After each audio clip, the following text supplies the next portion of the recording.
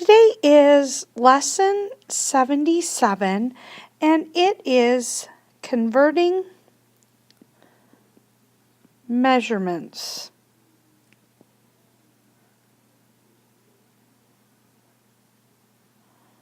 Converting measurements. Now, this is one of those lessons where you have to go step by step. You have to follow each thing down in order. So we're going to take a look at the list of what you're going to do, and then we'll do some samples together. But it is very important that you remember, make sure you are doing everything step by step. So let's start out with our list. How to convert measurements.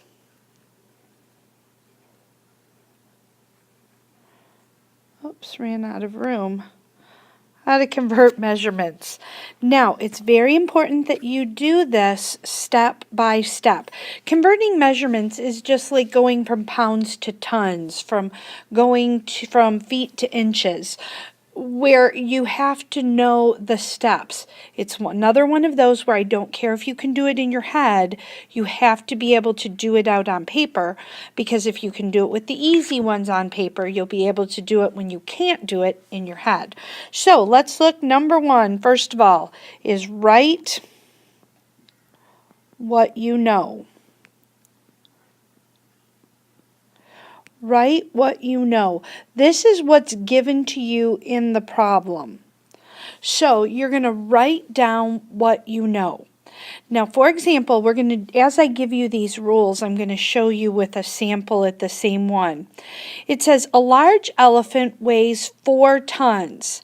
How many pounds does the elephant weigh? Well, the first thing I would write then is write what you know.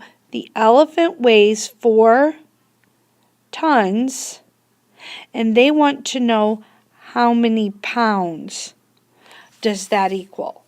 So the first step of how to convert measurements is to write down what you know. That's what it will look like when you write down what you know. Now the second step is to put it into a fraction form.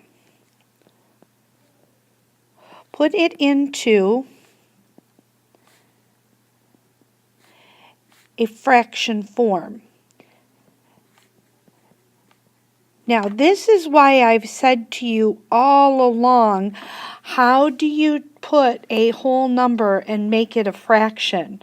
Well, hopefully you remembered to take a whole number, putting it into a fraction, you put it over 1.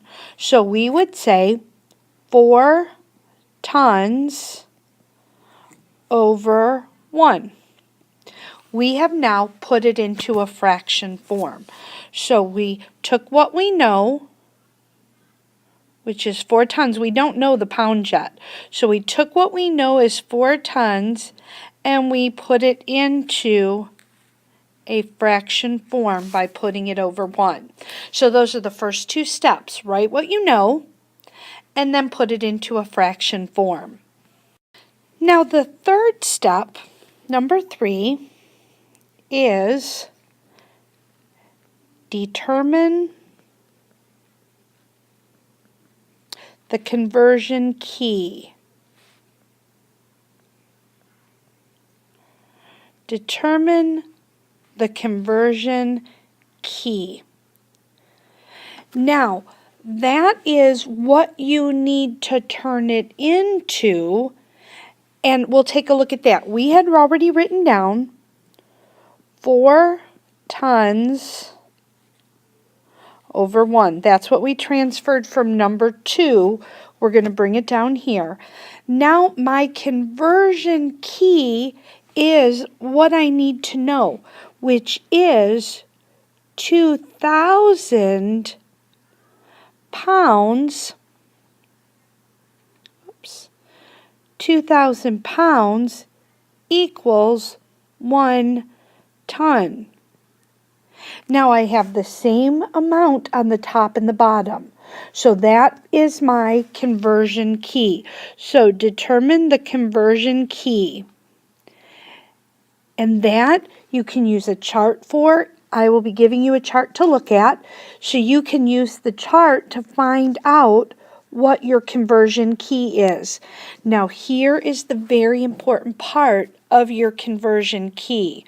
You have to make sure that you've got the same thing that's on the top of this one must be on the bottom of this one. So we have tons on the top here. We must have tons on the bottom here. So we have tons, and they are opposite each other. That's going to be very important because number 4, the fourth step is cancel out. Now, I'm going to have you look back to what we just wrote with the number 3 so you see you're canceling out. It'll be easier to see it up here. Notice I have tons here and tons here. Because I have it on the top and the bottom, I can cancel them out. So it's like I've made those words tons go away. So now, because I canceled it out, I actually have 4 over 1 and 2,000 pounds over 1. So do you see what I did? I canceled out tons right here and canceled out tons right here. That left me with 4 times 2,000 pounds over 1 times 1, because we're going to put a multiplication sign. You got to remember that the dot equals multiplication because it's easier when we're not using an X, because sometimes an X can be in the problem. So we're going to start showing you it with a dot. So do you see what I canceled out?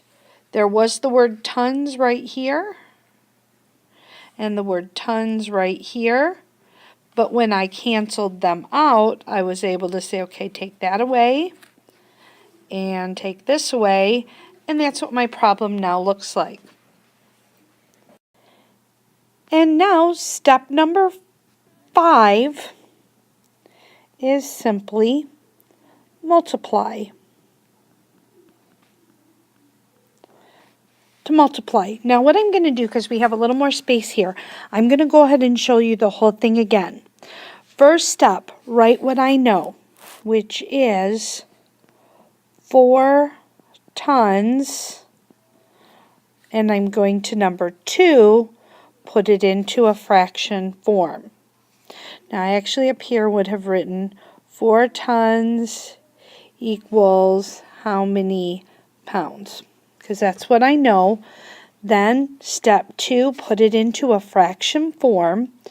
Now I'm going to determine, number 3, determine my conversion key, which I know is 2,000 pounds equals 1 ton. So number 3 was determine my conversion key. Remembering, as I'm writing it, I've got to make sure that what I have up here is identical to what I have down here. So, step 4 is cancel out. Well, I'm going to show you canceling out with this one by going ahead and erasing it. Canceling out is erasing or making it go away. And so I can cancel out and cancel out. And know that this is a multiplication problem. And then step 5, I multiply. 4 times 2,000 is 8,000 pounds. 1 times 1 is 1. Well, 8,000 pounds over 1 equals what? 8,000 pounds. So you have your whole conversion done, so long as you follow those 5 steps. Now we're going to do a couple more samples together that I hope will help you see how it goes and work with each step one thing at a time. All right, here's the problem. I have a watermelon that weighs that weighs 6 kilograms. And I want to know how many grams does that equal. So, number 1, write down what you know. That's what we just did. Now, step 2, put what I know into a fraction form. So, I would say 6 kilograms over 1 because I've put it into a fraction form. Now, I'm going to be multiplying that fraction by number 3, my conversion key. Well, I need to know, and I could check my chart that says 1,000 grams equals 1 kilogram.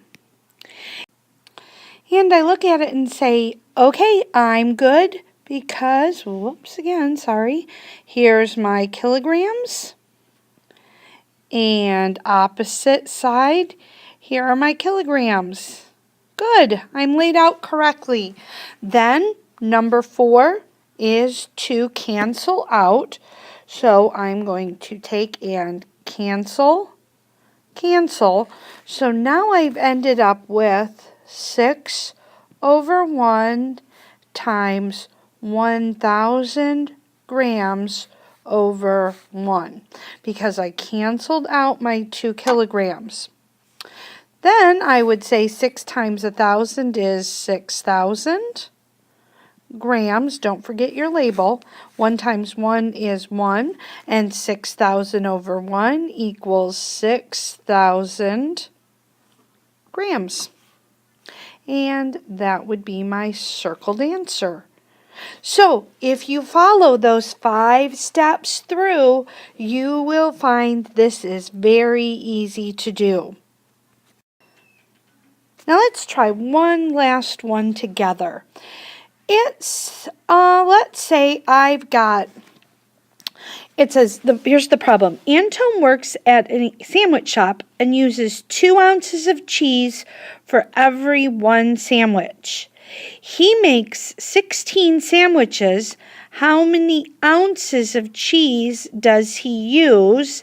And then how many pounds would that be? So first of all, I would have to say, well, each sandwich uses 16 ounces. So over here I would say 16, and each sandwich uses 2 ounces. He makes 16 sandwiches, so that is 32 ounces. But they don't want it just in ounces, they want it in pounds. So I'm going to have to say 32 ounces equals how many pounds? Step number 1 is complete. Step number 2, put it into a fraction. 32 ounces over 1. I'm done with step 2, and I'm going to determine my conversion, and I know that 16 ounces equals 1 pound. That's my conversion key. But I have a question for you. Did we write it correctly?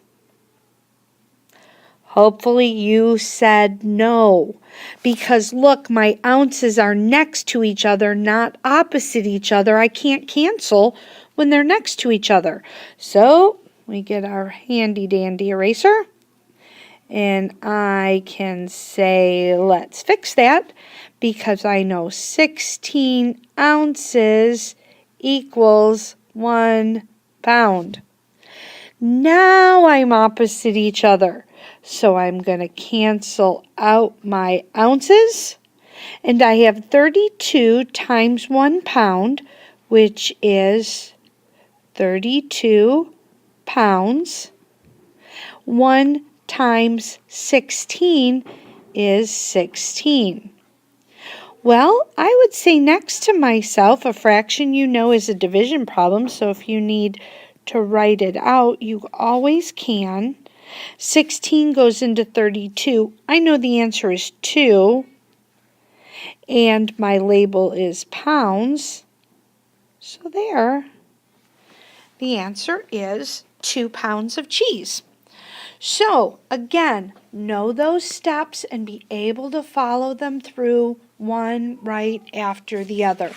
We're going to be doing a lot more practice with this together. So just make sure that you know those 5 steps and that you can see how you do them one right after the other.